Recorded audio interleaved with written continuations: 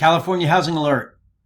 10 cities showing early warning signs of market collapse. How is it going, everyone? My name is John Howard. In this short video today, it will be this very subject of me describing 10 cities in California that are showing the early signs of market collapse. After 2 decades of watching California real estate, there are clear patterns reminiscent of 2006 to 2007, but it appears to be happening in slow motion, or at least a lot slower than that time frame, giving savvy investors and homeowners, a chance to act. While statewide numbers appear stable, California Association of Realtors projects 4.6% price increases for 2025. Drilling down into specific markets reveals a different story. Surging inventory, plummeting sales, and the early stages of what could be a 30% or a roughly 30% price correction. The most vulnerable markets. Here we go. Let's list them down. Stockton prices are already down 5.3% to $420,000 median home price. Listings up 70% year over year, and properties sitting 75 or more days on the market. Foreclosures have tripled since 2022, and sellers are making multiple price cuts to attract buyers. Bakersfield has one foreclosure filing per 1,990 housing units in May 2025, among America's worst for cities over 500,000 population. Properties that sold for $350,000 in 2022 now struggle to find buyers at $280,000. Riverside recorded one foreclosure per 721 housing units. The Inland Empire's affordability advantage has become a liability as stretched buyers face 6.5% or more mortgage rates. Los Angeles County sees inventory flooding the market, while high-paying jobs seem to be disappearing. Properties in areas like Palmdale that were selling at $600,000 are now struggling to sell at $520,000. Orange County inventory nearly doubled from 2,594 to 5,121 active listings. Even this market shows distress as wealth tied to real estate and stocks faces pressure. San Diego, Modesto, Fresno, Vallejo, and Antioch are all following similar patterns.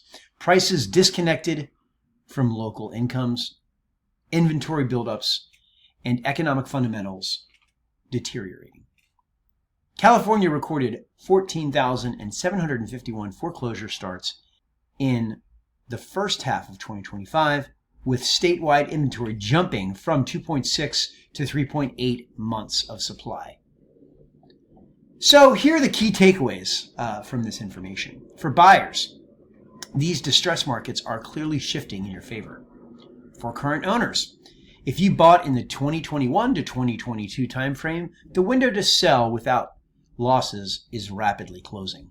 More inventory and desperate sellers enter the market monthly.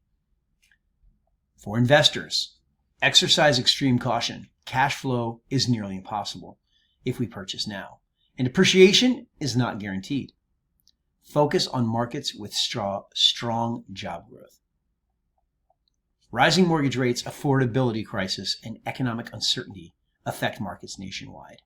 Savvy investors have already recognized this shift. How about you? How are you positioning? Everybody, hopefully you liked that video.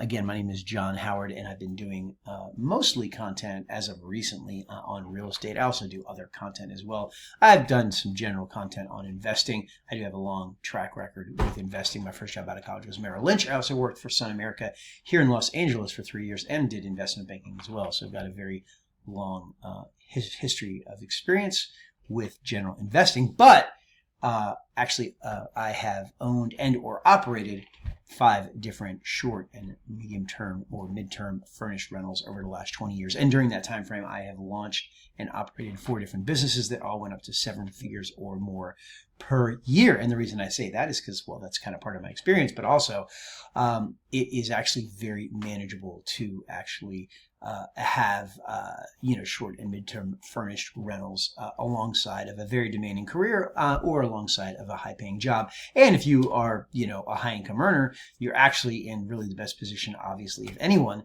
to get a mortgage, an attractively priced mortgage for the purpose of getting an investment property. So I've kind of been, talking a lot about real estate because it's something that has, that has tremendously, benefited me in my life and actually growing wealth for my family. Kind of fast forward to now, I basically have 3 properties here in Southern California.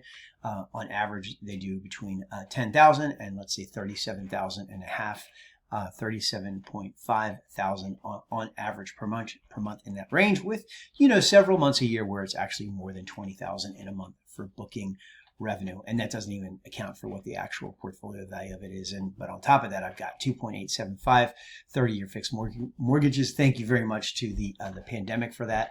And so that is kind of the story of where I sit with it, and it's kind of certainly motivated me to create content related to real estate, because you can see or at least I can see the benefit of how owning real estate as an investment property can affect your family's so as such, I've actually created something called the SMTR Launch Kit, which stands for Short and Medium Term Rentals Launch Kit.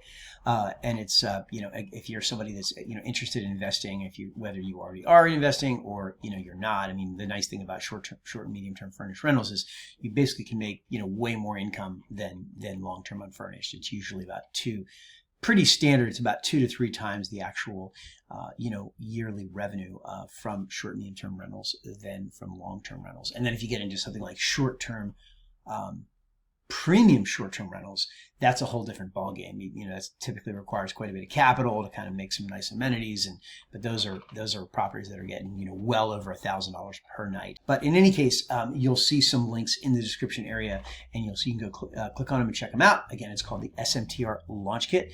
Very basic, very inexpensive. You can go check it out. I also do very basic and very inexpensive email coaching. Again, if you're somebody that, whether you are or you want to get into real estate investing, if you see the fact that there might be an interest in actually working with somebody or talking to somebody that's maybe a little bit further ahead of you in real estate. So if you like that video, if you like that content about California, you can consider giving the video a like. You could also consider subscribing to the channel if you want to see more real estate content, investing content. I also do some content on active living. I'm very certainly appreciate my mobile lifestyle that doing medium-term rentals affords me in terms of being able to travel with my family and my son and stuff like that. So the thing is I actually don't know if I'm going to be looking to make acquisitions in Southern California. I mean, the prices are so high. Here we are, it's the fall of 2025, and it's certainly a year where it's pretty much a buyer's market. Like, finally, it's been a decade, I think, in the making now that we actually haven't had really a buyer's market, and maybe sellers have been in control most of the time.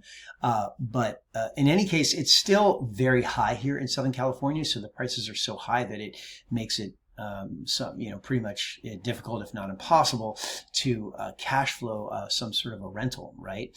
So because of that, I'm kind of looking to make acquisitions in areas other than California, where pretty much property prices are high everywhere. Anyway, the search will continue. So if you have any questions, about, short-term rentals versus long-term rentals, or just real estate investing in general, you can just go ahead and put the comments below. I'll also put my email address in the description area, so you can go, email me there. I think one thing that is nice about real estate as an investment, especially, if you are someone that let's say you maybe don't invest in the stock market because you kind of need a lot of money to actually start, to invest in the stock market to then get a return, to then have something like the S&P 500's 10% actually be meaningful, right? So a lot of times, you can get started in real estate to do some deals so that you can generate some some income, right? Some significant income or some large transactions to actually get some money to invest. But my point is that what's nice about real estate when you invest is there are really not that many. Well, I don't think there's any investment that comes close to real estate, but what you get is you get 5 benefits with a real estate investment. You get appreciation, you get rental income and cash flow, you get tax benefits through depreciation and something called active income offset. That's something that's more advanced for maybe a CPA. I'm not a CPA, but you have to qualify for that through material participation. You also get amortization, the beauty of paying the loan down over time. And then you get the 5th benefit of actually borrowing against the equity if you choose to, do something with that equity, like, start a business or acquire more property. And then the 6th benefit, which is actually very important, is, you need to have a property to retire and that you can actually pay off, right? So that you can retire it. So that's the 6th benefit. So not many investments you get 5 benefits like that from. So that's why real estate is always good to have in the repertoire. And you can actually, launch your investment career with real estate investments. Otherwise, like I said, if you have any questions, put them in the comments area below, or feel free to email me or find me on one of my other social medias. I'm also going to be doing deals, and when I do deals, real estate deals, like let's say if I'm doing a fix and flip, I'll put them on the YouTube Shorts or on something like Instagram or Facebook. Okay, thanks a lot. Have a great day.